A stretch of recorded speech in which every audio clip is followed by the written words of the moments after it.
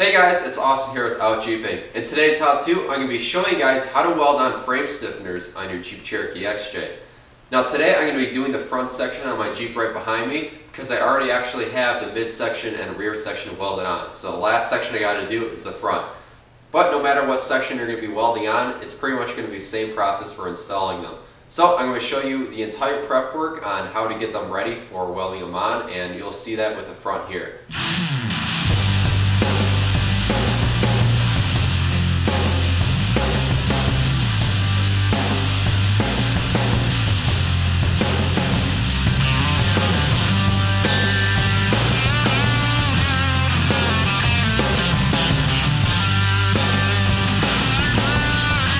Alright, so the frame stiffeners we're going to be using today are by Iron Rock Off-Road, and obviously this is the front section right here. And as you can see, this is all 1/8 inch steel, which should be nice and strong when we weld it to the Jeep. And as you can see, it comes with a bunch of plug welds we're going to have to fill in with our welder, and then we're also going to weld the entire perimeter to give it that nice solid rigidity. So before installing these, I'm actually going to be painting the back side of this, and what I'm going to be using is this weld through primer. And what this helps do is basically prevent any corrosion from any moisture that will get in between the frame rail and the stiffener in the future, because that's the last place you really want it to rust. And with this weld through primer, it shouldn't affect the welding process if it gets in the way where we're going to be putting our beads. Another thing I noticed right away that I'm going to have to do with my Jeep is actually cut off part of the stiffener. And the reason for that is because the way my aftermarket bumper fits to my Jeep, it's actually sandwiched with a frame rail. So adding this 1/8 inch thickness won't be able to fit my front bumper on there. So unfortunately, I won't have that, strong frame right in the front where the front bumper is. But I'm going to be welding on this back portion over here and just cutting it right probably where this hole is. But I'll put it up to the frame first and make sure we get that all measured out first. So along with welding these on, you obviously want to have a decent welder, and I'm going to pick that up in a little bit, and it should be pretty soon for you guys in the video. But basically it's a decent flux core welder that I'm going to be using. Obviously you want something that can handle 1/8 inch steel, which hopefully most welders can, because you want it to have that good penetration. So I'm going to get started and start disassembling stuff in the front end. That way we have the frame exposed, and I'll show you guys along the way.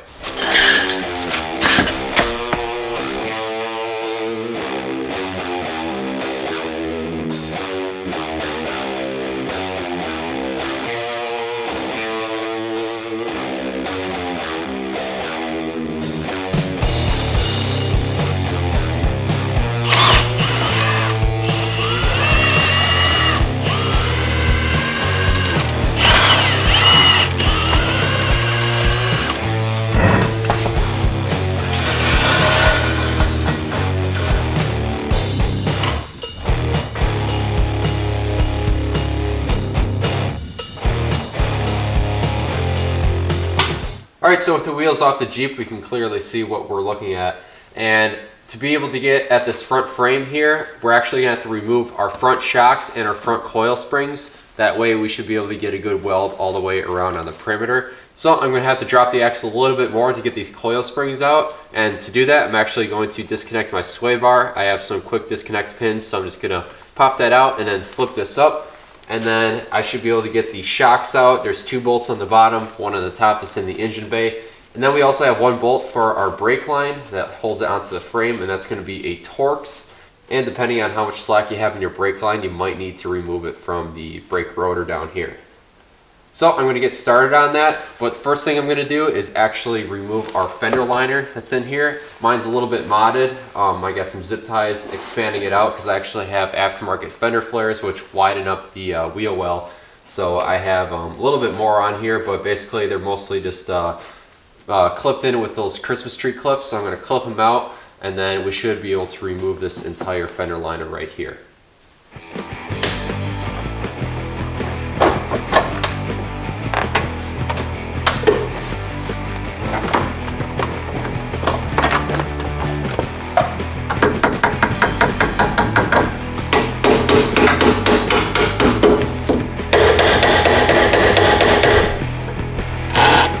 So on the driver's side here, we have our track bar bracket that bolts onto the frame rail, and we're gonna have to remove that in order to put those stiffeners on. And it's gonna prevent us from dropping the axle further to get those shocks and coil springs out. So I'm actually going to unbolt it from the bracket and then unbolt the bracket from the frame.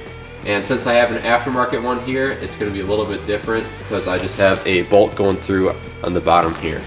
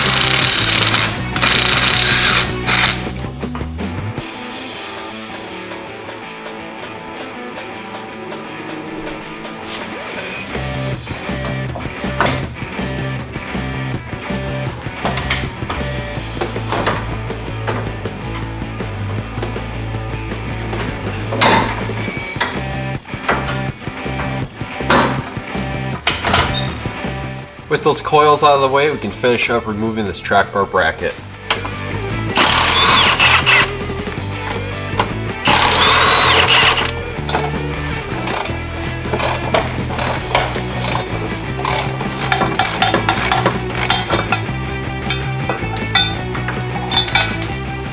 So one last thing we're gonna have to do to clear up the frame for our new stiffener is basically remove the lower control arm bracket. And obviously if you have long arms, that's not gonna be a problem. But if you do still have your short arms connected to this bracket that used to be right here, you might actually have to notch out the stiffener instead. That way it'll go around it and you can still retain your lower control arm mount. But since I have a 3-link suspension, I actually cut off this lower control arm bracket from the frame early on, but I still have this little section right here of 1/8 inch that's plated on the bottom. So what I'm actually going to do is drill out the spot welds that are in this plate, and then I should be able to pry it up and then start to grind away and make this absolutely smooth, so that way our stiffener can fit nicely in there.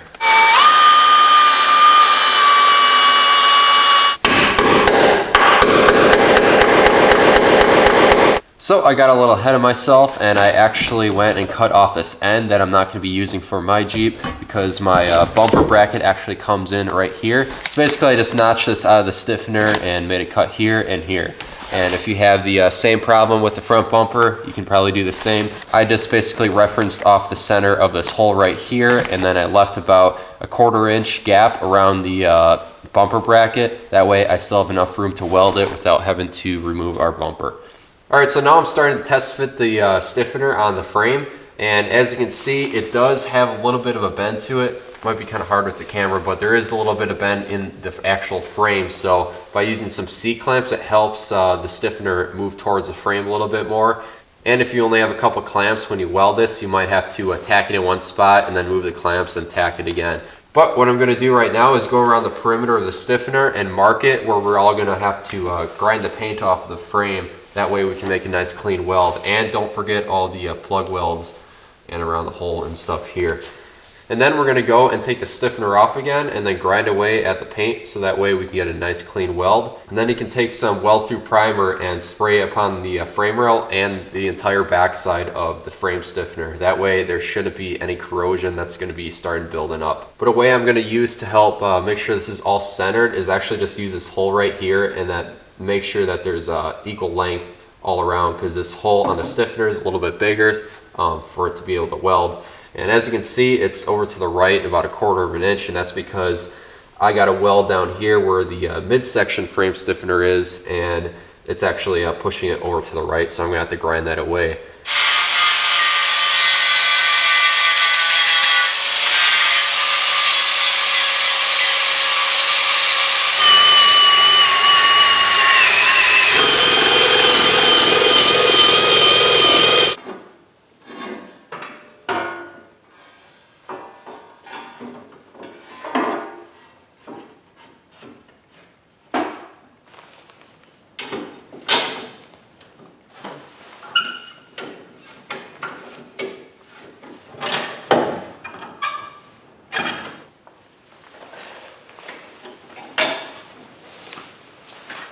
Alright, so I got this set up for final fitment, and as you can see, I went ahead and already painted it with that weld through primer. I painted the entire backside of the stiffener, as well as the places we scuffed up on the frame, so that way we can weld it. So I got some clamps into place, and basically I'm going to start off right here. I got it all centered up with this hole around there, and then I also got a jack underneath helping support it from the bottom, so that way the bottom part where it touches the frame is nice and flush. So basically I'm going to start with welding up these plug holes. I'm just going to take my time, you know, do a little here and then move along and make sure I move the clamps with it along with the jack, so that way we get it nice and close to the frame. So before we start welding, of course, we always want to disconnect the battery from the vehicle, and this way we won't have the chance of it possibly ruining the ECU or battery, you know, with that high current. So we're just going to go and disconnect it. I'm going to go and disconnect the ground.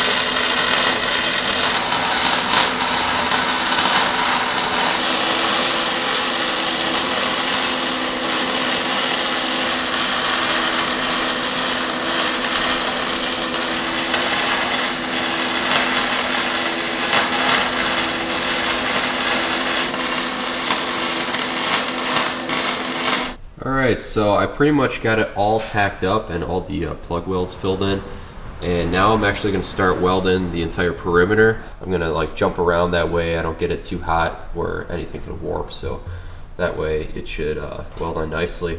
Now the only thing I didn't get welded yet is the underside here, and basically I want to do that all at once, so I'll probably use a jack and jack it up to the frame, then tack it, and then I'll go and weld it all in while I'm on the ground.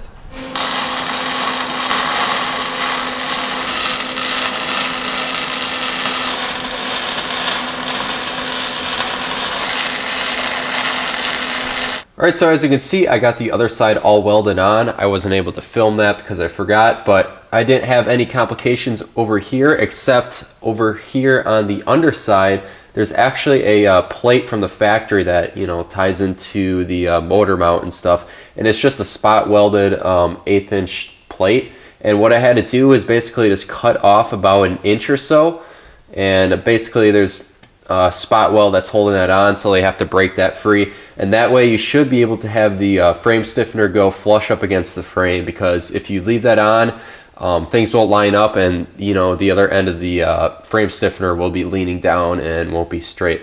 So basically you just have to cut that off here, and then you should be able to fit your frame stiffener on nicely.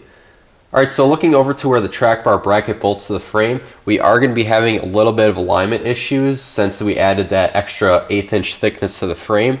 And basically what I did to fix this is we got this little piece right here, which is some studs that go to these two holes. So you put this through on the back side, and then you have nuts that go and tighten up against the side of the frame rail. I went and basically just got some longer bolts. These are, you know, a little bit longer than what you probably need, about 2 inches, but you can probably get away with 1 3/4 inches, but they didn't have that at the hardware store at the time. But basically I measured the distance between these two, and I transferred it onto an 1/8 inch plate, and then basically drilled some holes and then spot welded it on there. So this fits perfectly on the back side, and now I got some longer threads, so that way it won't have the chance of not having enough threads for bolting it on the side. Now for bolts that are going underneath, if we look at our track bar bracket, we have a little bit of a slot, so we can have a little bit of adjustability, and I was able to do that with this one hole that has the 45-degree angle. This other one was basically just going side to side, and I basically didn't have enough room because I had to kick it out a little bit more. So the process, what I did here was basically plug weld this all up, and to do that I took a piece of copper and laid it on the back side. That way it would, you know, fill it in, have a nice puddle, and penetrate really good. I bolted it back on there and took a Sharpie, marked where I needed to drill. And of course you're saying you can't really drill through welded material, but if you anneal this properly, you should be able to unharden the steel. And basically annealing, you want to make sure you get this up to cherry red hot, and then slow the process on having it cool. And this way, the crystals will, slow and, not develop so much to where it would basically make it hard. So by having it unhard, we're able to drill a hole, and now this fits perfectly. So before we go ahead and start putting things back together, I'm going to go and take care of a few more things that I need to address while I have everything apart. And one of those is basically fixing this rust hole that's in the floor of the wheel well, and it's on both sides in the exact same spot. And I've seen this across multiple Cherokees too. Basically, there's an epoxy on the back side, and it must really hold in a lot of moisture, and it just totally rots out that corner. So it isn't too big of a deal. I'll just cut it out, maybe pull back the carpet a little bit, and then tack in another piece of sheet metal, and that should do that. But basically, I'm going to grind all of the welds, make it all look nice, and then I'm also going to do the whole wheel well at the same time. And then I'm going to be covering it with POR 15, probably doing 3 or 4 coats of that. And then after that, I'll take some 3M undercoating and then put a couple coats of that to finish it off. Alright, so I went and put 3 coats of POR 15 on the frame stiffeners and the entire wheel well, because I'm actually going to be putting an undercoat all on this wheel well area. And if you don't put a top coat on within the time frame of the POR 15 drying, and you let it fully cure like how I did, you're going to have to go back with a scuffing pad. So I'm just going to take some steel wool and just go over it lightly. That way it should help the undercoat etch into the POR 15 a lot better.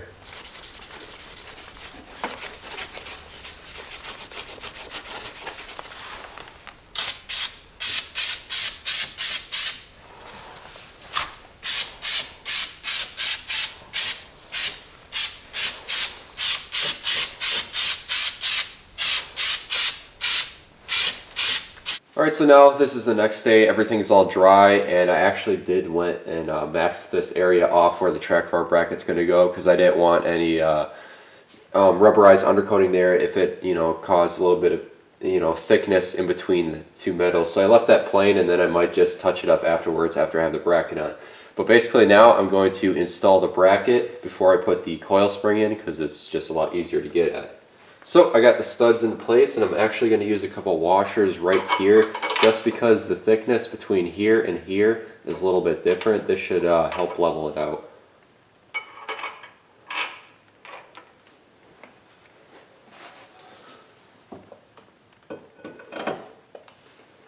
And then just because I live in the Rust Belt, I'm going to put some anti-seize on these threads.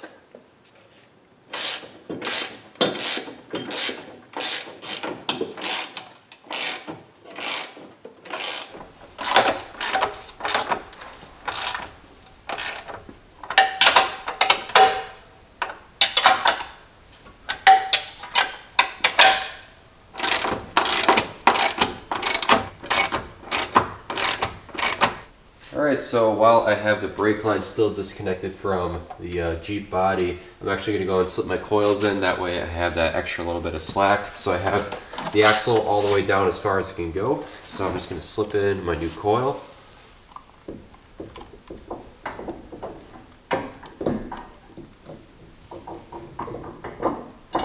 It's right in there. Alright, so as you can see, I got the suspension all back together. The rest of it was pretty self-explanatory. Everything else, went on pretty smoothly, except there's a couple other things you have to do for the front suspension. One of those is obviously you have to adjust the track bar, because since we're putting that bracket over 1/8 of an inch, it's going to stick out on one side or the other.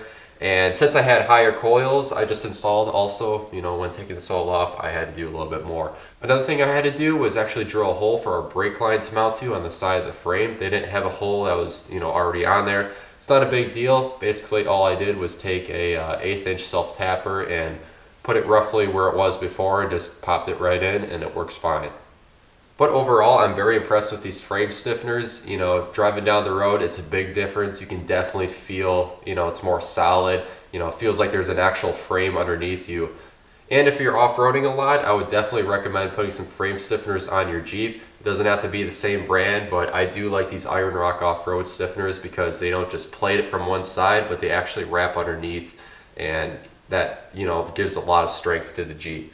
And, with off-roading, if you're going over obstacles and stuff and flexing the Jeep so much, you could end up with a crack in the frames. So having these definitely helps prevent that. Other than that, that's going to be a wrap for today's video.